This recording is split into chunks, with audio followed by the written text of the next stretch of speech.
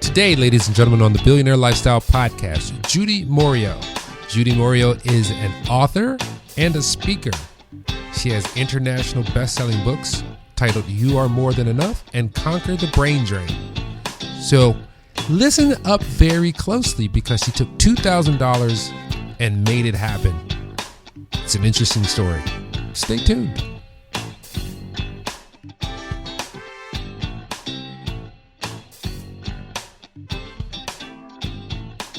Ladies and gentlemen, welcome to the Billionaire Lifestyle Podcast. Today I have a really awesome guest, and she's actually met one of the people that I just adore, which is Augmentino.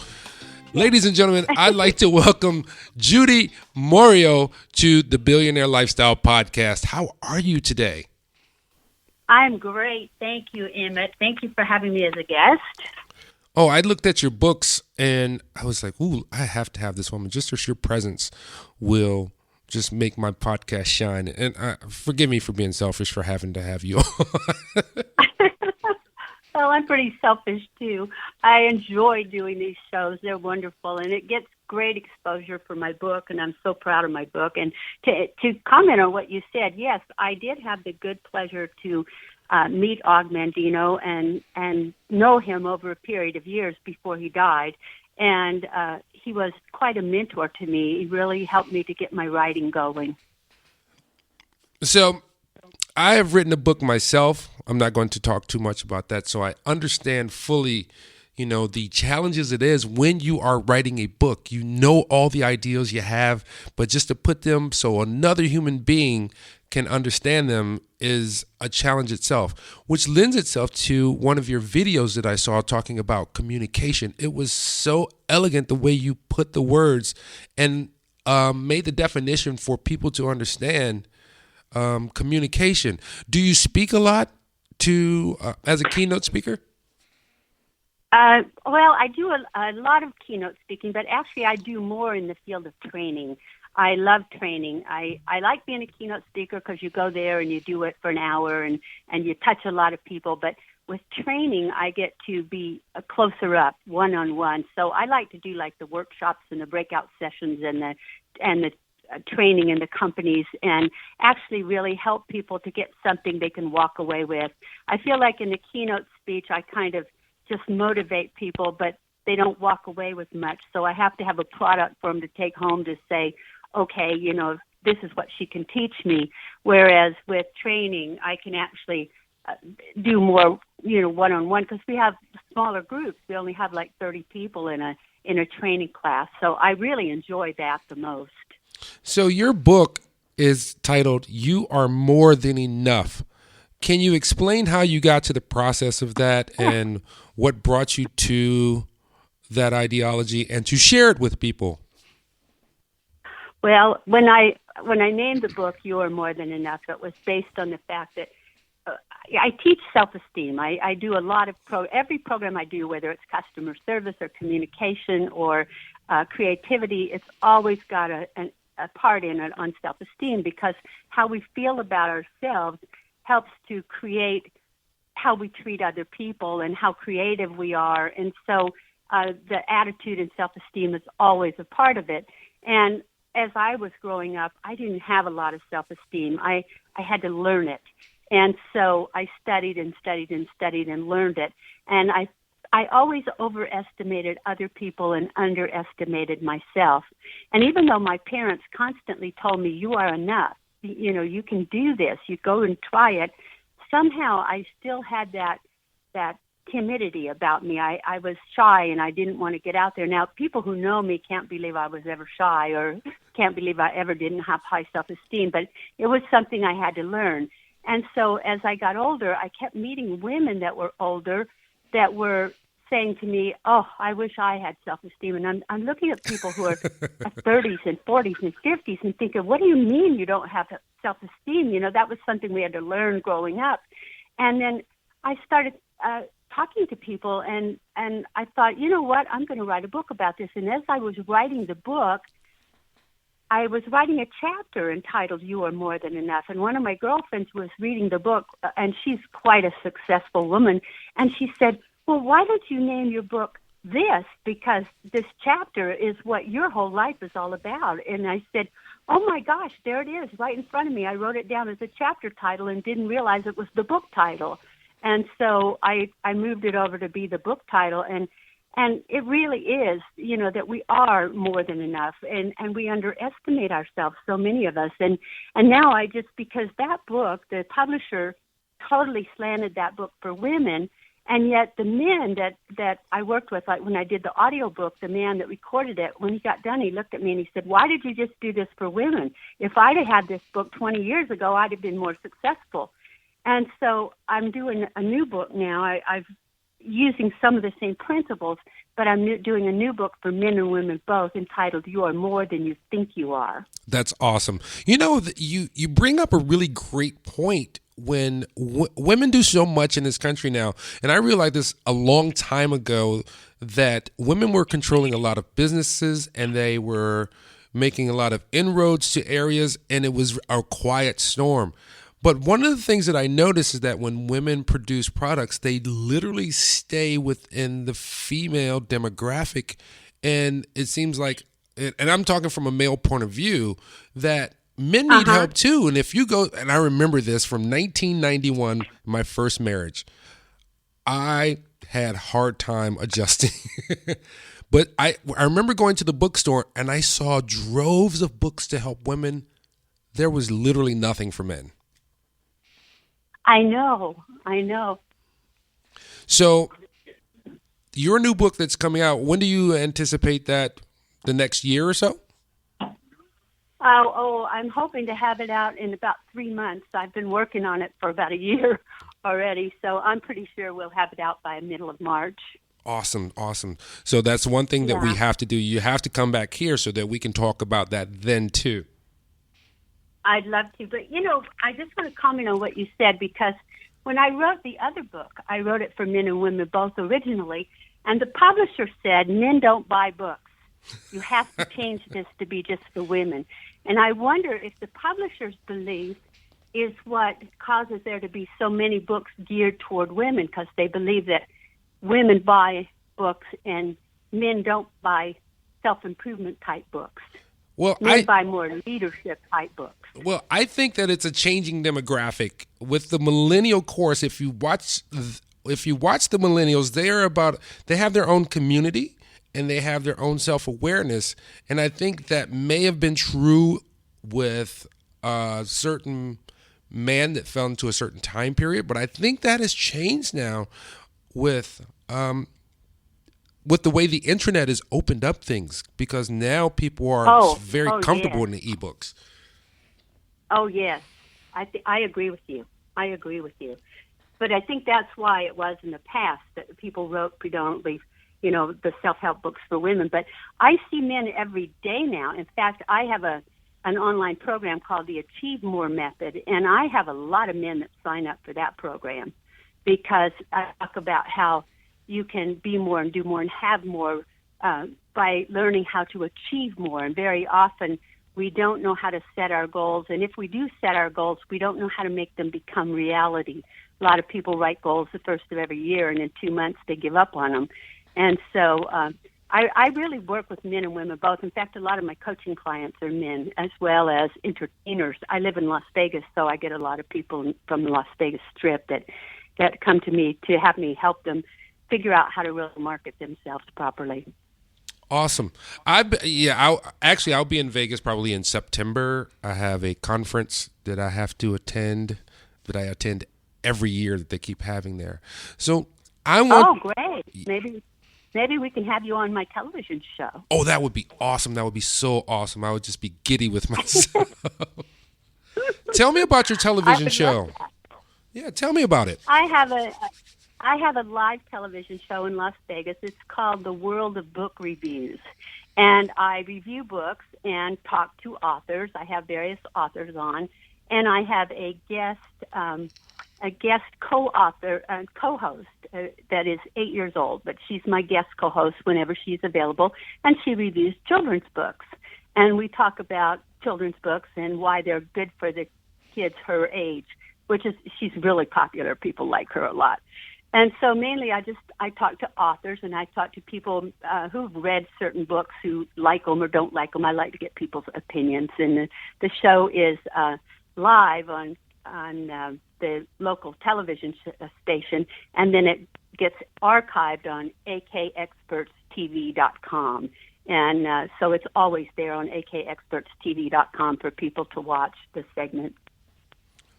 So who led you to your coaching career? Because if you're talking to people, of course you're probably going to have some kind of relationship to bring them further. Some people can't just digest information and then move forward. And as you said, there's some people who make New Year's resolutions. That's the start, but they don't know how to continue the race and get to the end. So how did that come about in your life? Emmett, I started my first business when I was 24 years old, and I didn't know that you couldn't start a business with $2,000. So I went out and started my business. I just had this idea to start this finishing school and model agency, and I had $2,000 saved up, and I thought that was enough money. So I rented the office, and I started telling everybody about my business. And 3 weeks after I opened my business was the first time in the history of Las Vegas that they had a strike and turned out every light on the Las Vegas Strip. And so people weren't going to send their kids to modeling school because that was an extra. And the strip hotels weren't going to hire models because they were all closed down. So here I was, like a couple months in, and I was like, oh my gosh, I'm broke. And I went to my landlord and I said, we have a little problem here because I can't pay my second month's rent. And he looked at me and he said, well, the guy next door bet me that you wouldn't last in business 6 months. He said, and I bet him you would. So if you can hang in there for 6 months, we can make enough money off of him to pay the rent. That's a true story. And I hung in there for 6 months, and actually I hung in there for 21 years. My business became very successful, and I basically promoted my business through speaking.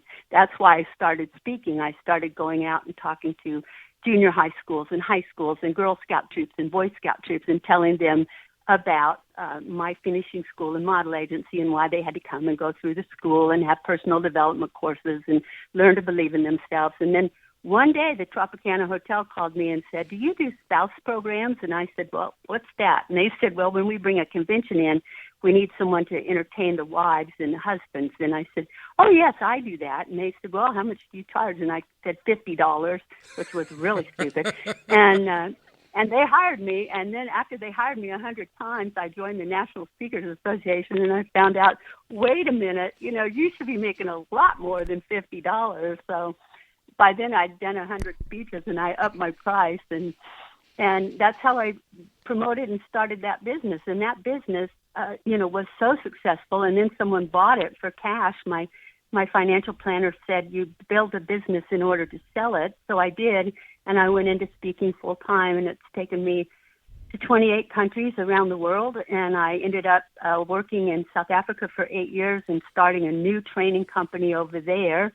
And then after 6 years of having the company in South Africa, I brought it back to America to put our headquarters here in Las Vegas so I could be home where my family was. But I love South Africa. And so that's how I got here, where I am today.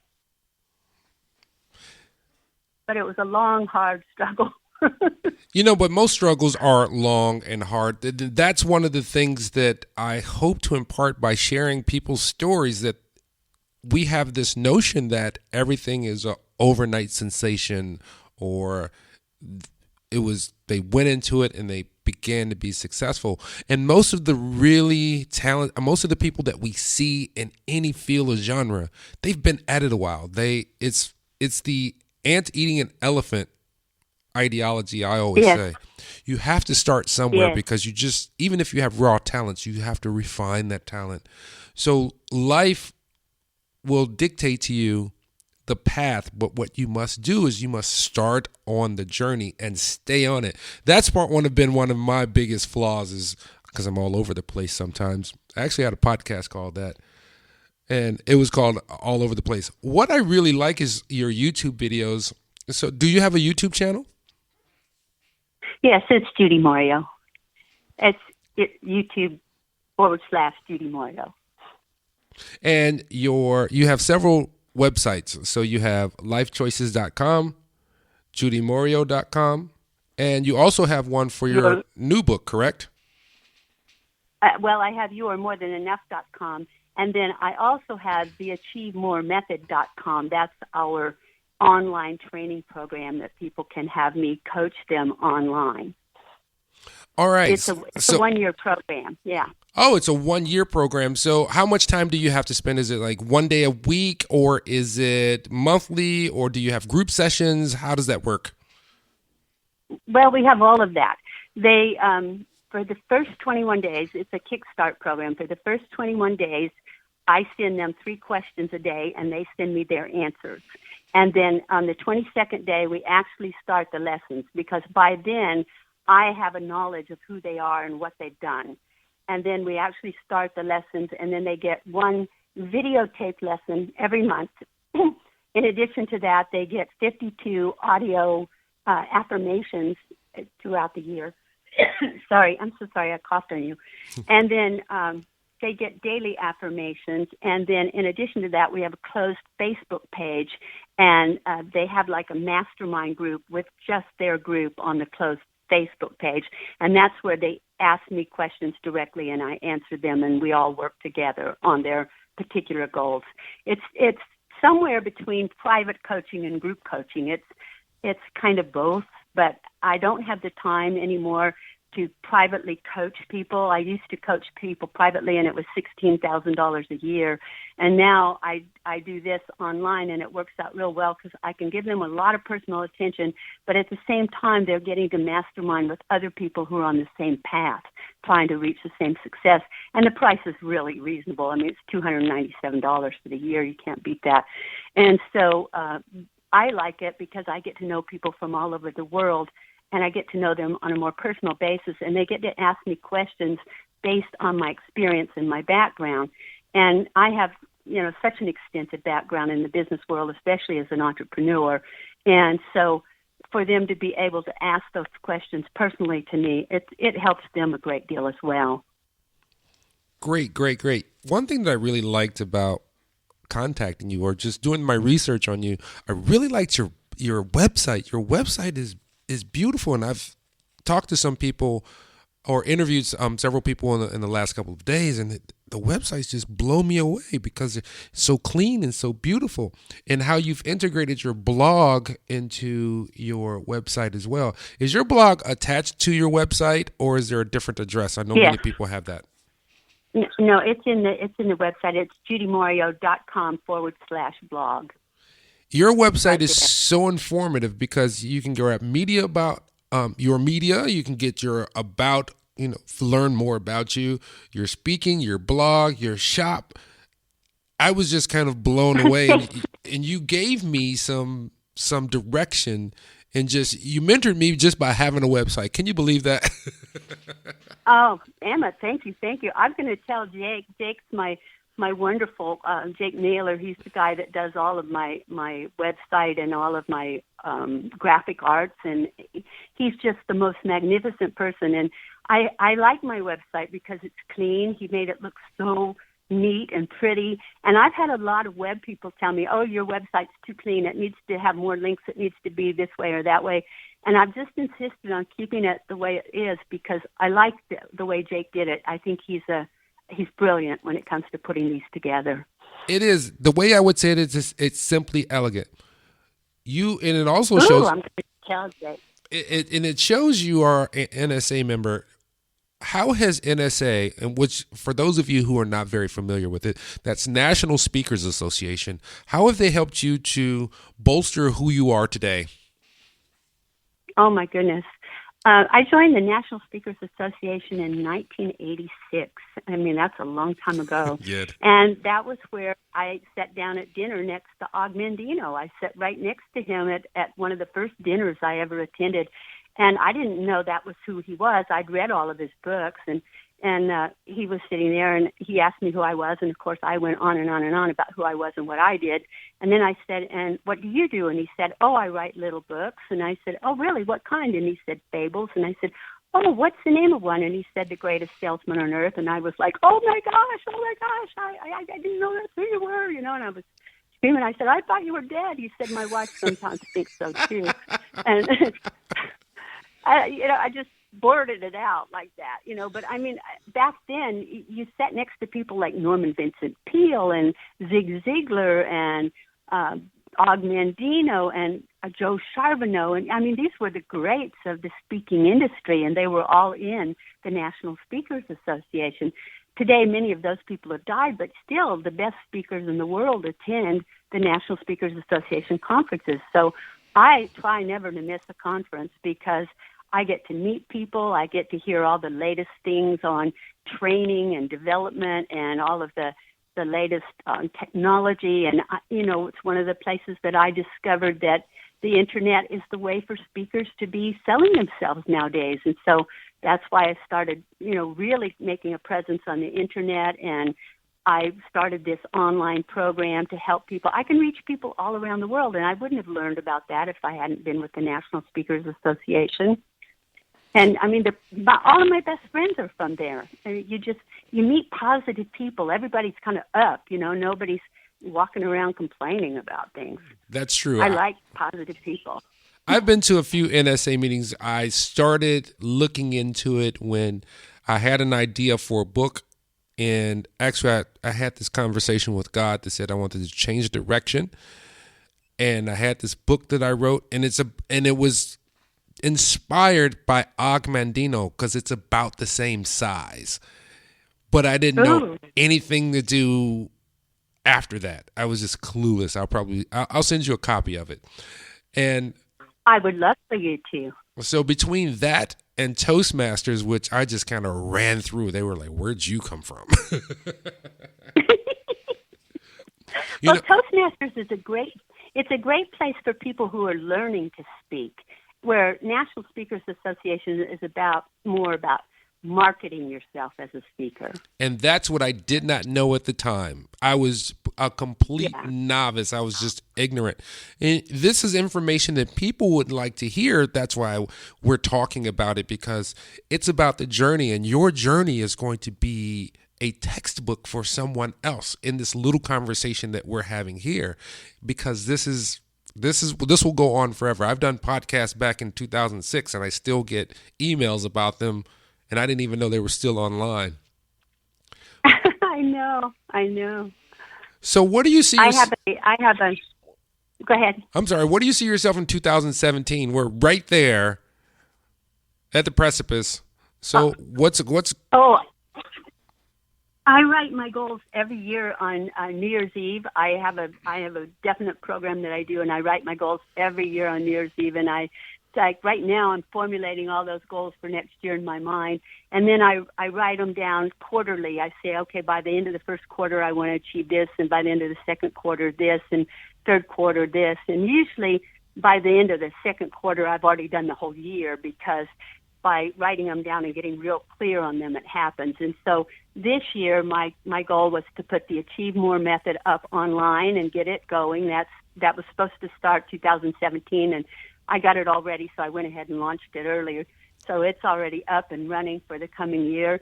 And then I'm going to be doing a little bit more speaking locally. I'm trying to cut back on doing so much national speaking, because national and international travel has gotten harder and harder and harder. I am going back to South Africa for a trip in March. I'm looking real forward to that, to do a program for a hotel chain over there that I've worked with in the past. It's called Misty Hills. It's a wonderful chain owned by Recreation Africa. So I'm going there, and then August I'll be going to Tanzania and to Kenya, because I want to see the migration of the animals. All my life I've had on my bucket list that I want to go and do that hot air balloon flight over the Serengeti when the wildebeest are all migrating. And so I signed up for it. I bought it. I bought the hot air balloon flight. I'm ready. That's one of my goals for this year, personal goal. Good. We have to have those.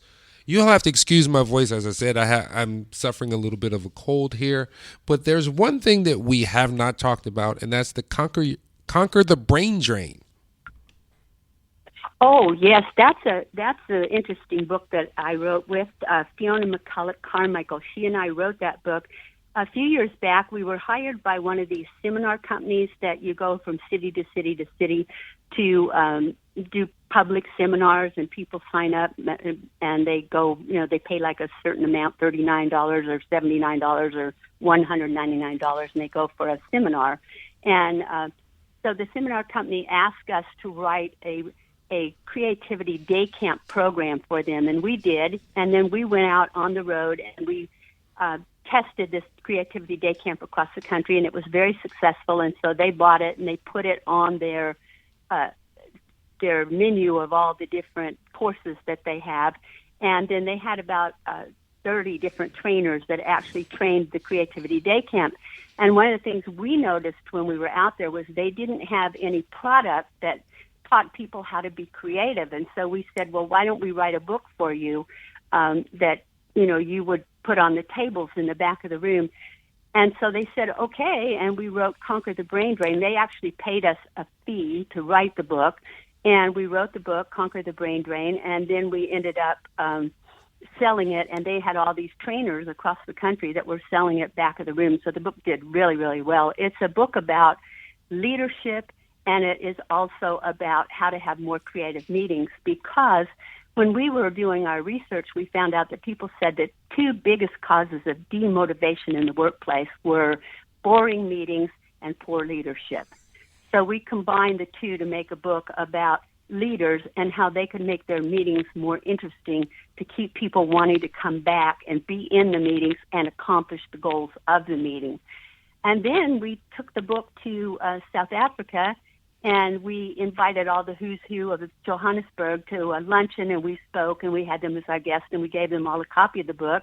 And Penguin Books picked it up in South Africa, and it became Ignite the Spark, 52 Creative Ways to Fire Up Your Team, and it was an international bestseller from there. You're a busy individual. You've done some things. My mind never stops. I'm always creating something new. If you could look back in time, or if you could tell yourself when you were, let's say, 30, if you could give yourself some advice when you were 30, what would that be? I would say never give up on your dreams.